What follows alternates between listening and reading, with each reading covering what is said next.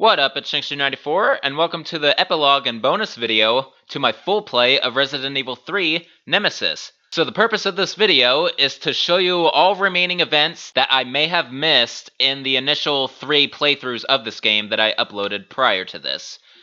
Also to show you any other unlockables that I have yet to attain, and basically to finish off the game to make it a true full play, as close to 100% as I am willing to do. It's pretty much the gist of it, so we're going to go ahead and jump straight into it to show you the first thing you guys haven't seen yet. Alright, so the first thing I want to show you guys is the actual difference between going into the police station early and going into it late. So first I'll show you going into it late.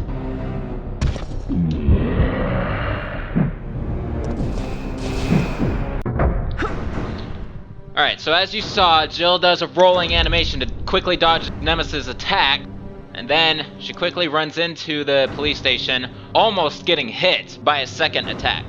Now, here's the thing, if you watched my initial playthroughs, then you know that I've made that decision before. However, I chose it early. And the game gets a little interesting because different animations can occur depending on when you choose the decision. In some cases, there's no change. And from what I can think of right now, this is the only one that actually matters. Now I'll show you again what choosing it early does so you can compare. Alrighty, so now I'm going to choose that same decision, but right away.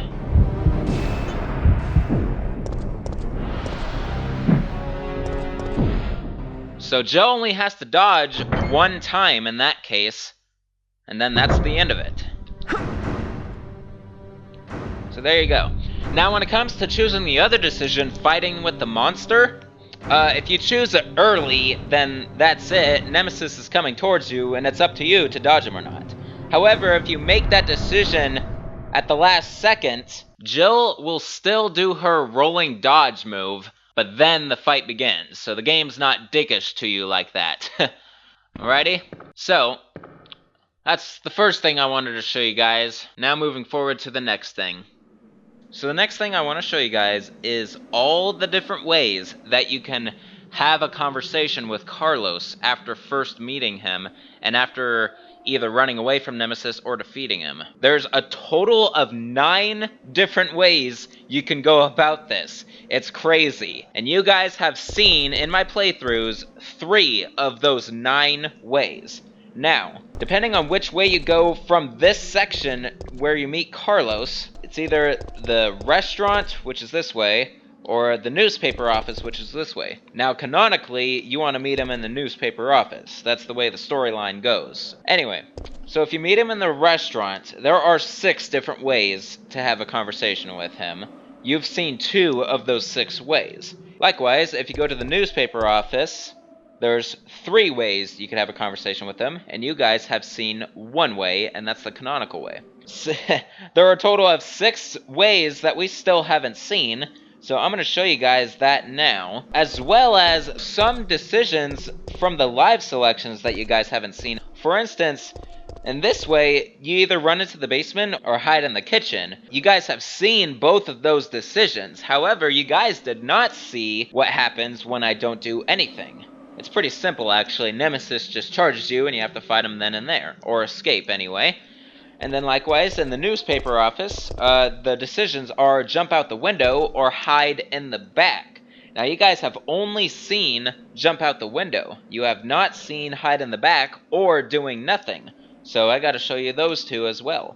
So throughout all of this bit, I will be showing you all the rest of the stuff you haven't seen yet. So let's start with the big guy, the restaurant. The 6 different ways, the 4 ways that you haven't seen yet. Alrighty, so I'm going to start things off by uncovering this latch. Now, here's the thing. The conversation between Jill and Carlos is practically all of the same dialogue. You've heard it all before. It's just in different locations, and sometimes different things can happen whether or not you defeated Nemesis prior. So, that's why there's so many ways this can go about, yet it's mostly the same dialogue. So, I hope this doesn't bore you guys too much. In case it does, though, I did provide a time code for you guys if you want to skip this part of the bonus video, because it's pretty repetitive. So, I hope you guys followed that if you really don't want to watch this. Otherwise, let's show you the first thing. Yeah, and if you noticed, I got the Gatling gun on me right now that I unlocked in the Mercenaries. Alright, so I'm going to skip this because this doesn't change no matter what. Alright, so right now I'll go ahead and show you guys what happens when you don't do anything. Because I plan on defeating Nemesis anyway. So, we're going to do nothing.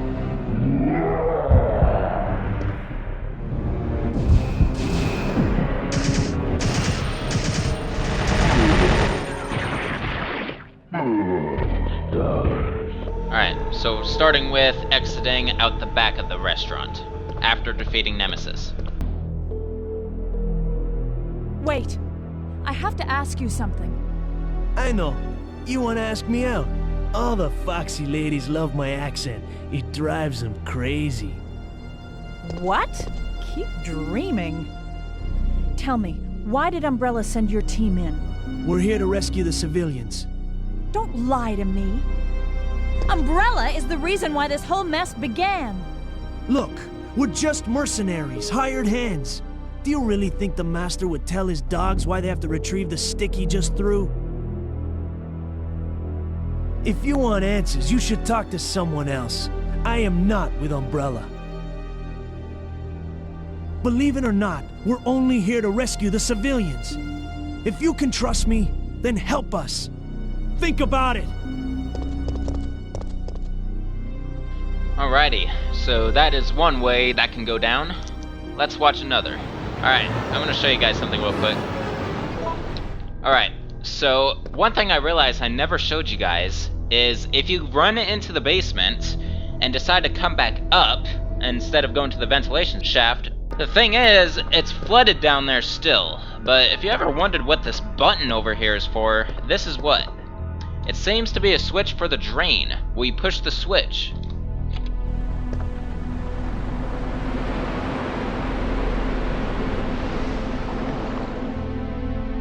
And what that does is it drains the water down there in case for some reason you wanted to go back down there. It's the only reason. However, it doesn't fix the flooding, the initial flooding of the place. So, with the conversation I'm about to have with Carlos out here, it is exactly the same as what you guys saw in my first playthrough. However, there is one very small difference. When I came out here in that first playthrough, Nemesis was still around. In fact, it was right after I blew him up after throwing the lantern and causing the gas to explode. Now, with that small detail in play, it provides a little extra part to this cutscene that you're about to see right now. Wait, I have to ask you something. I know. You want to ask me out? All the foxy ladies love my accent. It drives them crazy. What? Keep dreaming. Tell me, why did Umbrella send your team in? We're here to rescue the civilians. Don't lie to me. Umbrella is the reason why this whole mess began. Look, we're just mercenaries, hired hands. Do you really think the master would tell his dogs why they have to retrieve the stick he just threw? If you want answers, you should talk to someone else. I am not with Umbrella. We'll have to finish this later. Believe it or not, we're only here to rescue the civilians. If you can trust me, then help us. Think about it. Alright, so as you saw, I edited this a little bit just so you could see that additional part of it if Nemesis was left unconscious inside the restaurant when coming out here. However, this little tactic does not work if you exit on the other side of the restaurant. For some reason, the cutscene plays out as if he's still alive and still walking, even though he's not. Otherwise, there would be 10 ways that you could do this whole thing with Carlos. Alrighty, so I just wanted to show that real quick. Out of all the ways to show you, I mean, that was the most pointless. Next.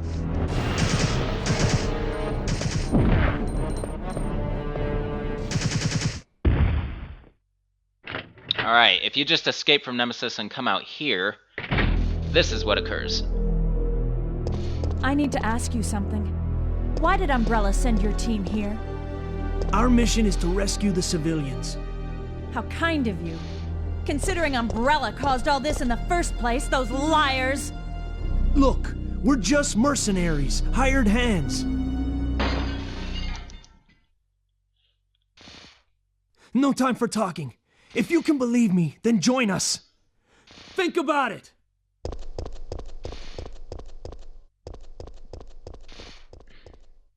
Okay, so this occurrence is very similar to the one you guys saw in my second playthrough, when I escaped Nemesis, but I exited out the back. So that was the same exact dialogue, just a different location, and maybe a slightly different set of animations for the characters. All of these little details I just want to emphasize on.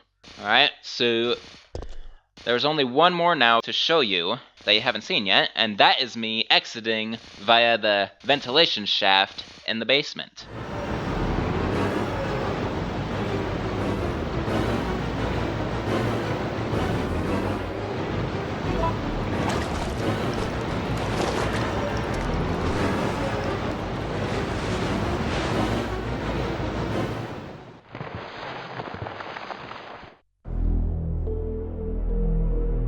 Wait, I have to ask you something. I know. You want to ask me out? All the foxy ladies love my accent. It drives them crazy. What? Keep dreaming. Tell me, why did Umbrella send your team in? We're here to rescue the civilians. Don't lie to me. Umbrella is the reason why this whole mess began. Look, we're just mercenaries, hired hands. Do you really think the Master would tell his dogs why they have to retrieve the stick he just threw? If you want answers, you should talk to someone else. I am not with Umbrella. We'll have to finish this later. Believe it or not, we're only here to rescue the civilians. If you can trust me, then help us. Think about it!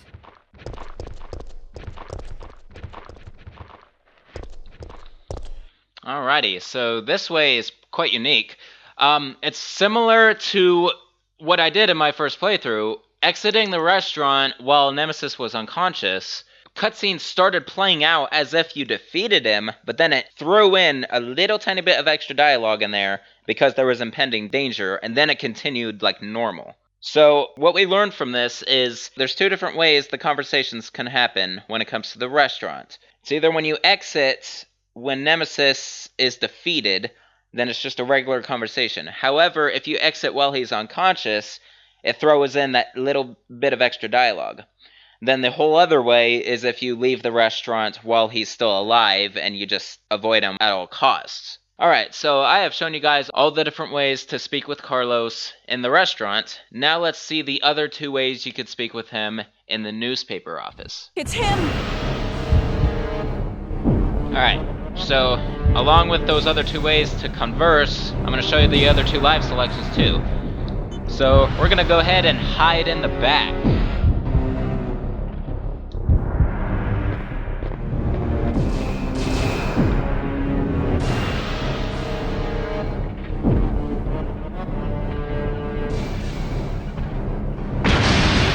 Oh! Alright, so you have two options here. You could either run out while he's unconscious, but that will be the same as escaping from him, or you could just wait for him to awake and defeat him, and that's what I'm gonna do.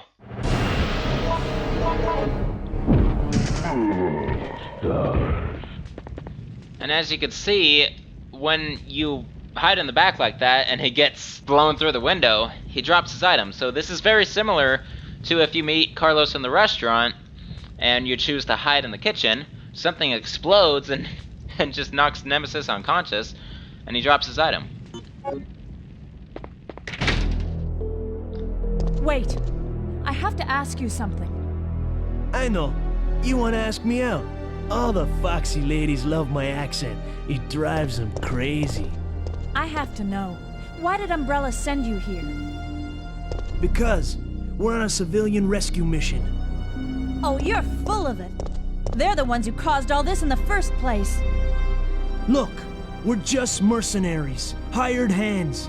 Do you really think the Master would tell his dogs why they have to retrieve the stick he just threw?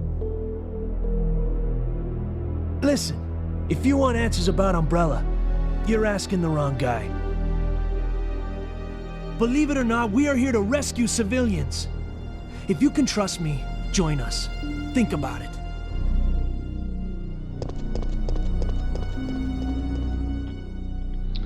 Alrighty, so the first half of the dialogue is exactly the same whether you see him in the restaurant or the newspaper office.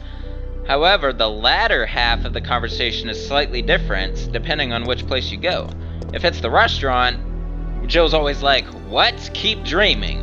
While here, she just ignores all of that and goes straight to what she's trying to say, although slightly different dialogue once again. Like, instead of "don't lie to me," it's "you're full of it." So, slight changes here and there, but I catch them all. Alright, now show you the last thing that you guys have not seen in my initial playthroughs, and that is what happens when you just run away from Nemesis, not jumping out the window. Alright, so for this one, we're not going to do anything.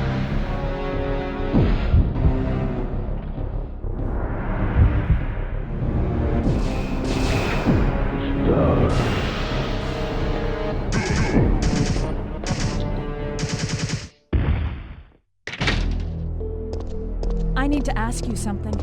Why did Umbrella send your team here? Our mission is to rescue the civilians.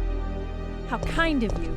Considering Umbrella caused all this in the first place, those liars! Look, we're just mercenaries, hired hands. Do you really think the Master would tell his dogs why they have to retrieve the stick he just threw? Well, he has time to throw that dialogue in there. No time for talking. If you can believe me, then join us. Think about it.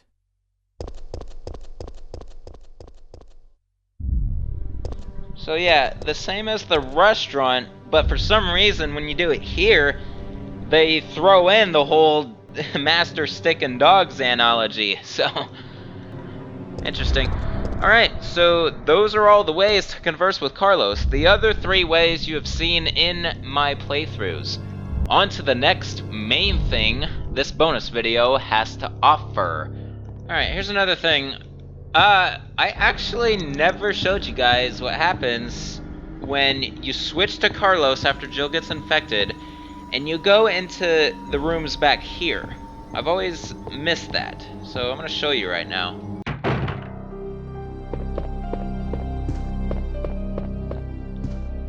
Nothing in here.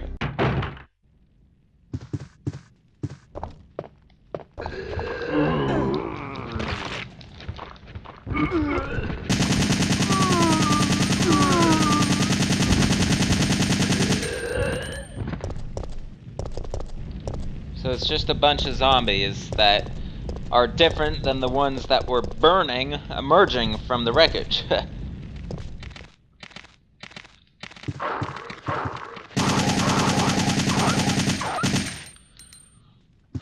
So not only could you get zombies in here, if the randomization kicks in, there's a chance you could get Cerberus instead.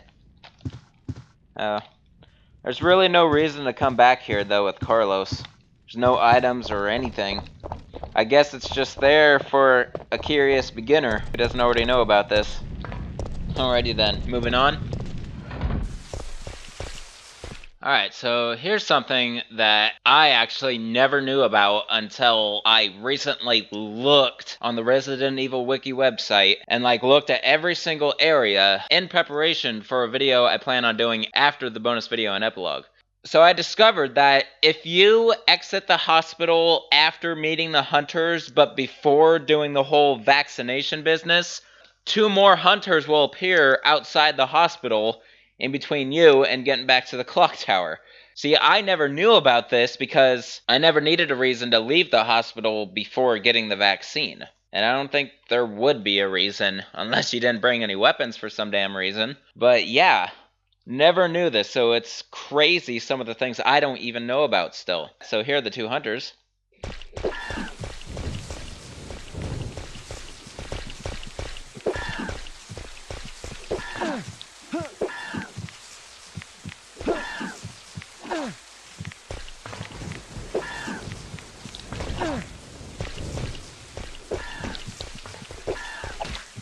and get my head sliced off. I'm not pissed right now because I got a save state. But anyway, there's hunters for you guys.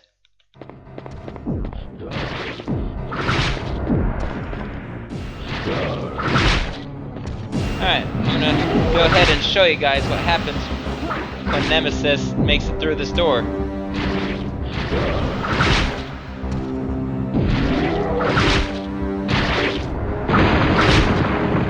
No!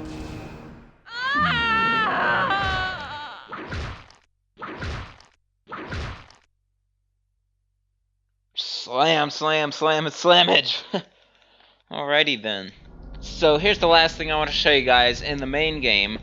It's when Nemesis drops an item for a 7th time, and you have already began a new game plus. Instead of an assault rifle, he drops this. An infinite bullet set.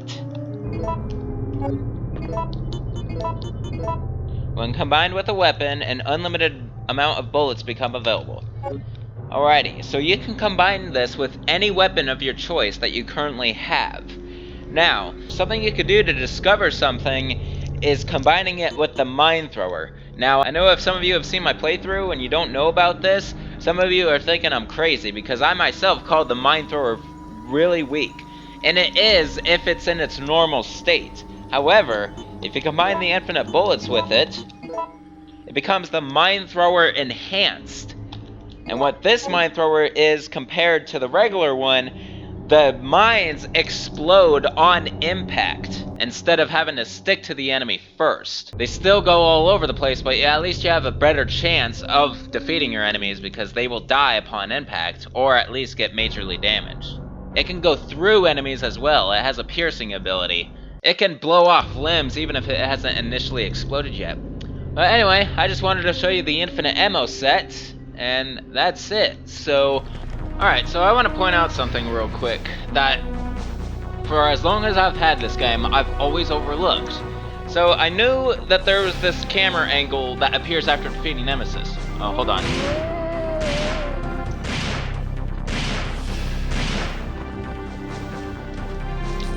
This camera angle only appears after defeating Nemesis. Oh my god. Alright. So, and I've always noticed that, but I never knew the actual significance of this. You see those bubbles that are appearing in that pool down there? The reason it's significant is because that is where Nemesis gets dropped after you defeat him and you leave the room. And the fact that bubbles are coming up out of the water means something down there is still breathing. And the only thing that was recently put down there was Nemesis. So this whole time, that was a sign that Nemesis was still alive, and I never knew that's what the bubbles meant. Can't believe I wasn't able to piece it together. Alrighty then, just wanted to show you that real quick. So, I am done now with showing you guys things that I missed in the main game. Now there's a couple more things I need to cover in this bonus video before I move on to the epilogue. So, let's get on with that.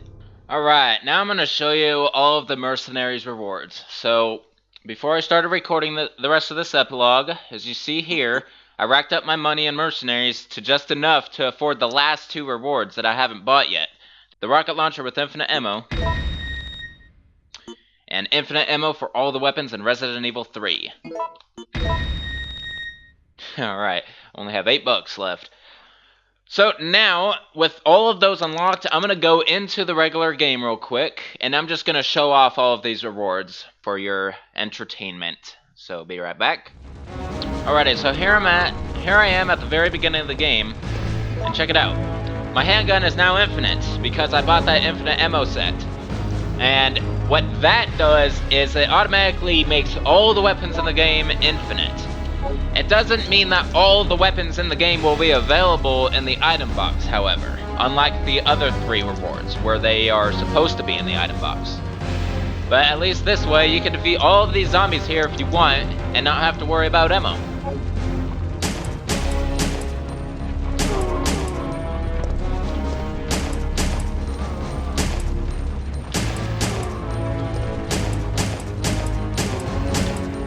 I've never been so good at that handgun trick, I swear. I don't know how I'm doing it so good right now.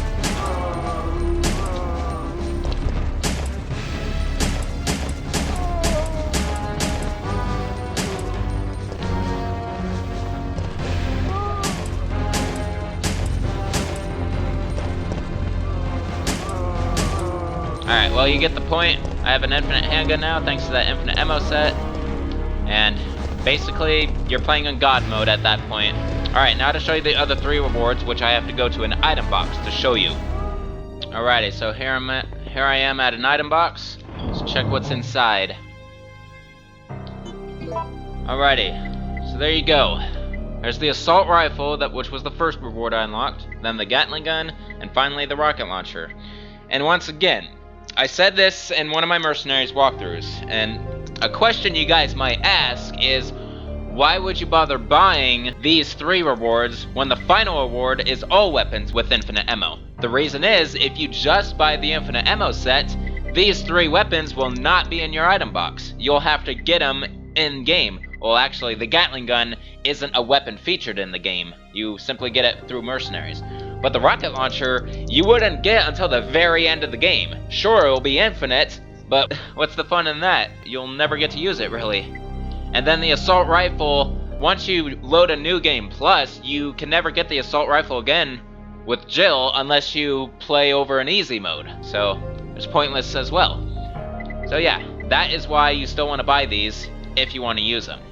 The infinite ammo set just applies to all the weapons that are in the game, but you still have to acquire them all. It doesn't mean they're all in the item box, as you can see here. Alrighty, well that is it for the Mercenary Awards. There is one final thing I want to show you guys. Unfortunately, for me, it's going to be a little while before I can record that, because it involves beating the game 5 more times. So, for you guys, it's going to be an instant transition, but for me, it's going to be lots of gameplay. So see you soon. So here I am at the title screen. I just beat this game for the 8th time, and that's the last time I have to do it for this reason. Resident Evil.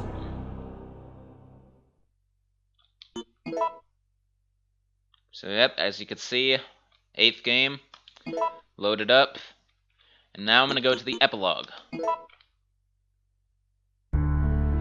Alright, so in my normal playthroughs, I only unlocked the epilogues up to here, up to Barry. I've seen Jill, Chris, and Barry so far. Now the other 5 we haven't seen yet in my regular playthrough, so I decided in order to make this a real full play, I need to show you the rest of the epilogues. So let's check them out. Number 4. Leon Scott Kennedy is confronted with a man who claims to be a US government agent. Leon says, "Leave Sherry alone, she's innocent." "She knows too much," the man replies. He looks at Leon and says, "But you have value. This is a good deal. Make your choice." Without regret or hesitation, Leon closes his eyes and then sharply responds. So this is pretty much a prelude to things to come when it comes to Leon S. Kennedy. I'm pretty sure this is the process of him becoming a government agent. And that's why we see him again in Resident Evil 4. Alright, next one, number 5. Leave us alone. Claire Redfield couldn't believe Leon's words. Leon continued, "You're looking for your brother, right? Just go!" Claire knew that Leon and Sherry needed immediate medical attention, but she could not waste any more time. I'll be back, I promise," she said as she disappeared into the wilderness alone. Once again, another prelude of things to come. I think this is the events that happened before she ends up at Rockford Island in Code Veronica. Number 6. Do you have any relatives? When the army officer asked her, Sherry Birkin did not respond, for she has no immediate relatives. Her father and mother died because of the G virus. And so, this little girl holds herself with her arms and bites her lip tight. She thinks, "I'm sure she will come back. She won't forget about me." Alright, so this is directly after the events of Resident Evil 2, and it appears Sherry's now in the hands of the military, and this is only the beginning of all the terrible experiments she's going to undergo before we see her 15 years later in Resident Evil 6. Alright, number 7.